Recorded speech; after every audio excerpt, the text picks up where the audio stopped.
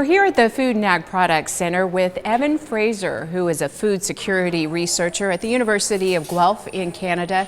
And Evan, you study the topic feeding 9 billion people by the year 2050, which is something we hear a lot about. Give us your opinion of what the situation is. So it's a big challenge. Over the next 30 or 40 years, the world's population is going to go up from about 7 billion to about 9.5 billion people. And the scientists that study this figure that to meet the demand that this creates, farmers of this world are going to have to produce about 70% more food. And if they fail in this task, the world will become hungrier, more violent, and more disease prone. And so this represents sort of a grand challenge that faces humanity over the next generation.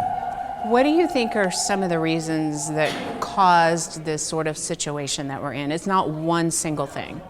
No, you're absolutely right. So we've got, on one hand, we've just got pure population growth. We are producing more people every day. At the same time, that demand, or that population growth, is accentuated by the fact that people are moving to cities. And as people move to cities, they tend to eat more demanding diets. At the same time as that is happening, things that are forcing demand up, things like bad weather, climate change, and high energy prices threaten to make food harder and more expensive to produce. So some people talk about between the force of rising demand and hits to the supply, we face what's called a perfect storm of problems about food security.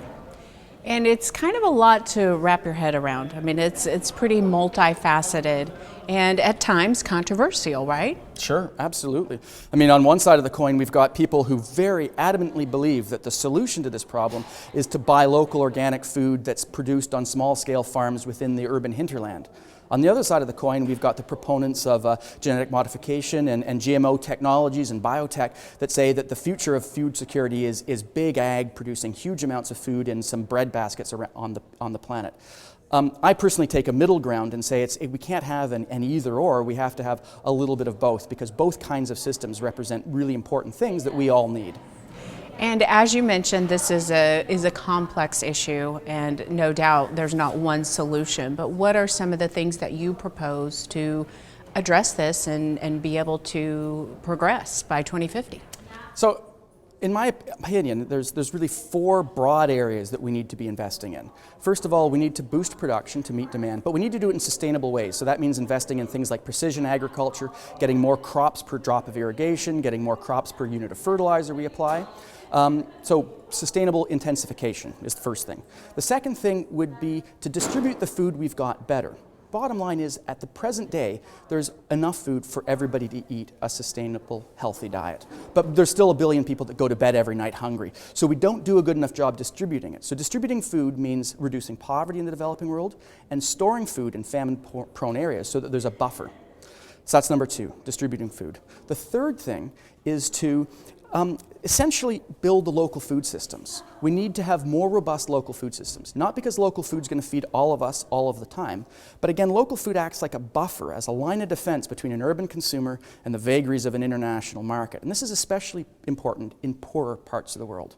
So that's the third thing. We need to have better local food. And finally, in my opinion, we need to have better environmental better environmental regulation.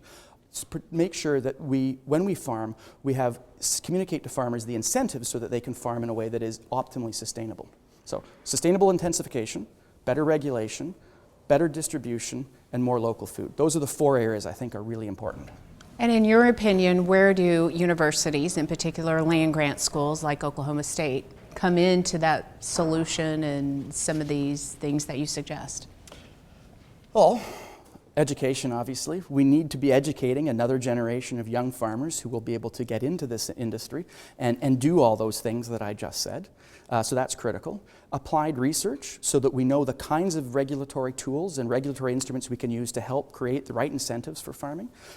Developing the technologies of precision agriculture are absolutely critical, and that's at the cutting edge of some of the high-tech science. So those are all areas where I think that the land-grant institutions and the ag colleges in North America and Europe can really play an important role. And then in terms of what can happen, what farmers and ranchers can do and help with the solutions? Well, farmers and ranchers have to be able to farm in the most ecologically and economically efficient ways possible. So they have to interpret all these signals, these market signals, the changing weather conditions, and try to farm in a way that ensures for long-term farm stewardship, so soil conservation, animal welfare. So farming in as ethically and sustainable a way as possible, while ultimately trying to feed the world, because farmers feed cities, as the Ontario Wheat Board likes to tell me. Definitely.